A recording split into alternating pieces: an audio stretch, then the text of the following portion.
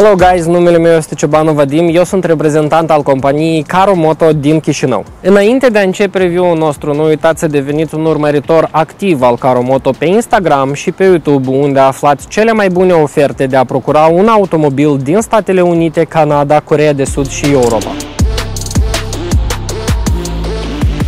Astăzi vrem să vă prezentăm un autoturism ce a fost licitat în favoarea clientului nostru de la licitația IAI și este vorba despre un Chevrolet Camaro an 2017 cu o motorizare pe benzină.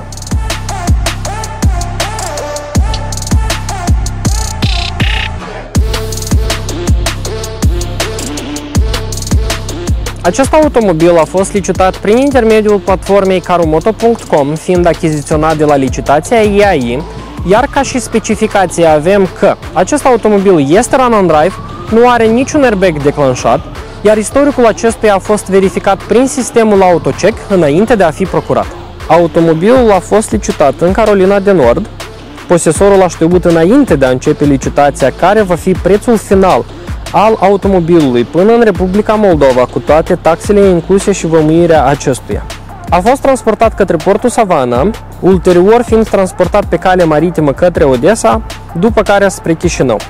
Iar ca perioadă cap-coadă din momentul procurării până în momentul predării au trecut doar 59 de zile.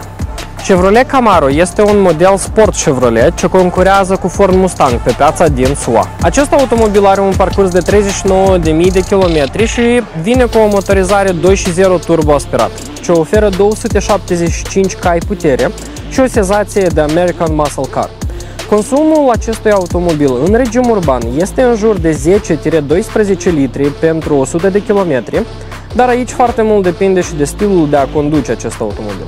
Consumul pentru regimul extraurban este de 7 litri, iar cu un rezervor plin de 70 de litri poți parcurge în mediu 850 de kilometri.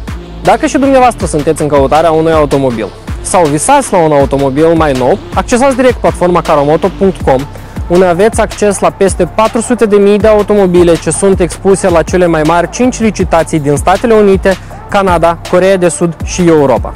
Cu voi a fost Vadim, compania Caromoto, dealerul tău oficial la licitații. V-am salutat!